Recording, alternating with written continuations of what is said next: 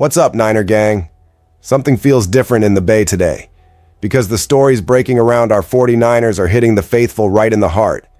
We've got a player the rest of the league loves to hate, but red and gold absolutely rides for. A bombshell about the future of an offensive star.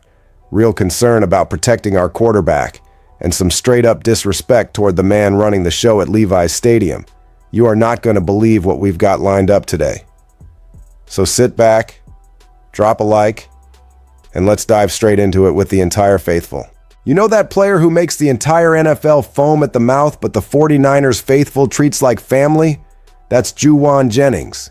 And the comparison John Lynch made to Draymond Green from the Warriors was no accident. Those two live in the same universe. The guy who gets under opponent's skin, breaks the other team's confidence in the little details, and at the same time lifts his own locker room. It's that classic, hate him if he's on the other side, love him if he's wearing your colors. Our number 15 wears the red and gold with pride. Look at what's happened these last couple of weeks.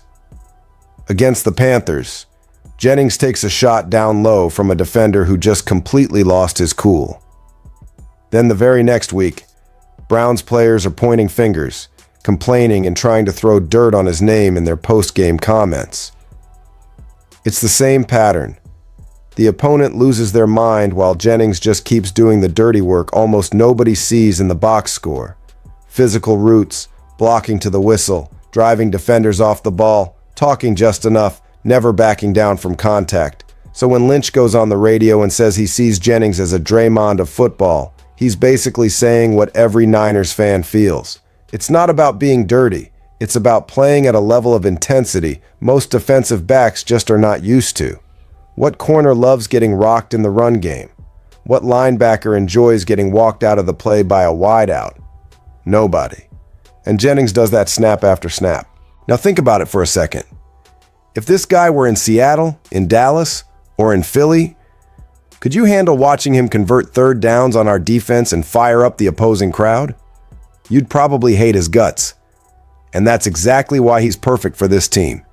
He's the kind of player you take into a nasty playoff run, into that ugly, heavy game on a wet field where nobody wants to block to the edge or take a hit every snap. He does. He loves it. That's why Lynch spoke with so much confidence. Rivals complain, but deep down everybody wishes they had a Juwan Jennings in their locker room. The rest of the league can keep pointing fingers, but meanwhile he keeps being the silent emotional engine of this offense. The situation around Brandon Aiyuk has taken one of those turns that makes the faithful hold its breath. And it's not just because his name is back in the rumor mill. It's because of who is being floated as a potential suitor. The Washington Commanders. The team of Jaden Daniels, Aiyuk's old college partner from their Arizona State days. That college connection brings back a conversation nobody in red and gold likes to have. How far does the risk really go when it comes to losing one of the most explosive pieces in this offense? Washington has dropped close games. They're banged up all over the field, and the front office already knows it has to load up its young quarterback with real weapons. So when Aiyuk's name pops up, a guy who already has chemistry and a history with Jaden Daniels, of course that speculation is going to catch fire, especially with a plugged-in reporter like Jeremy Fowler and a GM like Adam Peters, who knows Aiyuk as well as anyone in the league. Then we hit the most delicate part, the serious injury. A CL and MCL in the same knee, early in the season, and a recovery that's taking longer than a lot of people expected. The contract is massive. 4 years, $120 million. And for a player who exploded the way he did in 2023 and 2024, physical confidence is everything. The Commanders know it's a risk, but honestly, their situation is such a mess that betting on elite talent makes sense. That's the kind of swing desperate teams take. But for the 49ers, it's a completely different conversation. This offense hits a different gear with Aiyuk on the field. He stretches the defense, dictates matchups, and changes checks at the line. And he's a receiver who impacts the game even when he's not getting targets, which is rare. Losing a player like that isn't just losing yards. It's losing offensive identity. For a team thinking big, that knows every detail matters, letting go of a guy like that shouldn't be on the table easily. And the faithful knows this too. Where there's smoke, there's noise. While Washington keeps flirting with this college reunion fantasy, one uncomfortable question hangs over everything. Would this front office ever actually be willing to pick up the phone and listen? And that wasn't even the most shocking part of the day. Ben Bartch's injury hit like a gut punch at the one spot where the 49ers could least afford another blow: offensive line depth. The fear of a Lisfranc injury that might require surgery basically shuts down his season. And when one piece falls in that unit, everybody knows the domino effect it can create. Spencer Burford had already been holding it down since week 9, but now he's not just the starter. He's the only truly reliable anchor at that spot. For a West Coast offense that lives on timing, clean execution, and keeping its quarterback upright, that's the kind of risk that sends a chill through the entire faithful. The biggest concern is simple. What if Burford goes down? Next man up would be rookie Connor Colby, who has already shown he's still too raw for high-stakes games. Throwing a rookie into that fire would mean messing with the heart of the protection, risking the quarterback's health, and maybe even forcing Shanahan to change the way he calls plays. One injury at guard can completely alter the identity of an offense built on timing, sync, and lateral movement in the run game and pass protection. That's why Laken Tomlinson's name pops up as an almost perfect solution. He was just waived by the Houston Texans, and for the 49ers, that's a rare window. Tomlinson knows this system as well as anyone.